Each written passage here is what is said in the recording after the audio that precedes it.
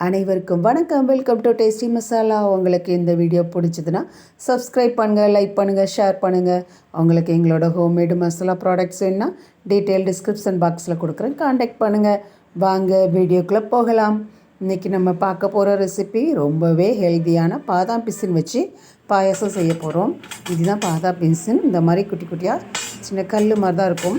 இதை நம்ம ஒரு 8 மணி நேரம் ஊற வச்சோன்னா நம்மளுக்கு இந்த மாதிரி ஜெல்லி கிடைக்கும். ஜெல்லி மாதிரி இருக்குது. ரொம்ப நல்லது. வயிற்றுப்புண், அல்சர் ப்ராப்ளத்துக்கெலாம் ரொம்ப நல்லது. ரொம்பவே ஒரு குளிர்ச்சியான பொருள். கண்டிப்பாக இதை சேர்த்துக்கிட்டிங்கன்னா உங்களுக்கு வயிற்றுப்புண்ணுக்கெலாம் ரொம்ப நல்லது. இப்போ நம்ம இதை வச்சு ஹெல்த்தியாக ஒரு பாயசம் செய்யலாம். ஃபஸ்ட்டு நான் கொஞ்சம் சேமியா, ஜவ்வரிசி ரொம்ப பொடிசாக சின்னதாக இருக்கலாம் அந்த சைஸ் எடுத்துருக்கிறேன். அது கூடவே கொஞ்சம் டேட்ஸ், பேரிச்சம்பழத்தையும் கட் பண்ணி வச்சுருக்கிறேன். இப்போ நம்ம பாதாம் பிசின் பாயாசம் எப்படி செய்கிறதுன்னு பார்க்கலாம். நான் ஒரு 2 டேபிள் ஸ்பூன் அளவுக்கு நெய் சேர்த்துருக்கிறேன். இந்த பாதாம் பிசின் நம்ம ஊற வச்சு இந்த மாதிரி வெறும் வயிற்றில் நீங்கள் வெறும் பாலில் காய்ச்சி குடித்தா கூட ரொம்ப நல்லது. சில்லுன்னு எடுத்துக்கிட்டிங்கன்னா, ஆனால் கிளைமேட் கூலாக இருக்கும்போது கொஞ்சம் சூடாக எடுத்துக்கோங்க. நெய் சூடாயிட்டு இப்போ நம்ம எடுத்து வச்ச முந்திரி, திராட்சையை நெய்யில் வறுத்து அதை தனியாக எடுத்து வச்சுக்கோம். நல்லா பொரிஞ்சு வந்துருச்சு. இதை அப்படியே ஒரு பிளேட்டுக்கு மாற்றிக்கலாம். இப்போ அதே நெய்யில் நம்ம எடுத்து வச்சாலும் கட் பண்ணி வச்சுருக்கோம்ல டேட்ஸ், பேரிச்சம்பழம், அதை நல்லா ஒருக்கா ஃப்ரை பண்ணி விட்டுக்கோங்க. இது சேர்த்து செய்யுங்க. ரொம்ப ஹெல்த்தி, ரொம்ப டேஸ்டியாக இருக்கும். கண்டிப்பாக ட்ரை பண்ணி பாருங்கள்.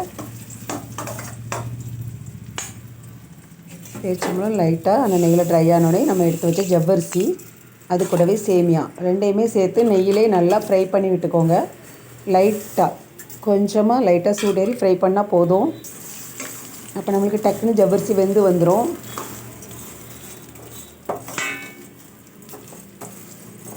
இந்த மாதிரி லைட்டாக ஜவ்வரிசி பொரிஞ்சு வந்த உடனே 1/2 லிட்டர் அளவுக்கு நான் அன்றைக்கி பால் எடுத்து சேர்த்துருக்குறேன். இந்த பாலிலே தான் நம்மளோட ஜவ்வரிசி எல்லாமே வெந்து வரப்போகுது. சேமியா, டேட்ஸும்.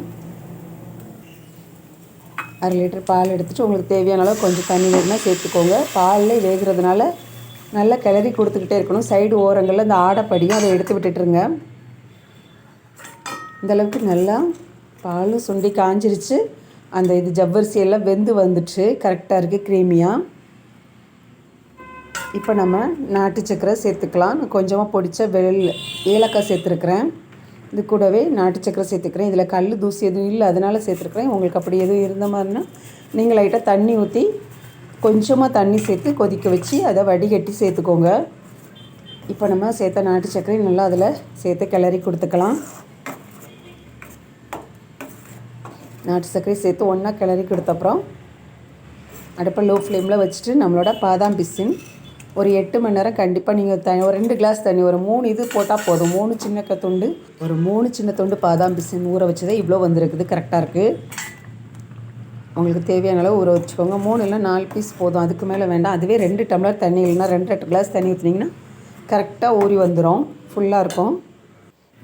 இப்போ நம்மளோட பாதாம் பிசின் பாயசம் ரெடி ஆகிட்டு, அது கூடவே நம்ம வறுத்து வச்சோம்ல ஃபஸ்ட்டே நெய்யில் முந்திரி, திராட்சை, அதையும் சேர்த்துக்கலாம். அவ்வளோதான். நம்மளோட ஹெல்த்தியான பாதாம் பிசின் பாயசம் குழந்தைங்களுக்கு ஒருலேருந்து பெரியவங்க வரைக்கும் சாப்பிடலாம். ரொம்பவே டேஸ்டி, ரொம்பவே ஒரு வயிற்றுக்கு அல்சர் பிரச்சனைக்கெலாம் ரொம்ப நல்லது. கண்டிப்பாக செஞ்சு ட்ரை பண்ணி பாருங்கள். ரொம்பவே டேஸ்டியான ஹெல்த்தியான பாதாம் பிசின் பாயசம் ரெடி ஆகிட்டு, வீடியோ பார்த்த அனைவருக்கும் நன்றி. தேங்க்யூ.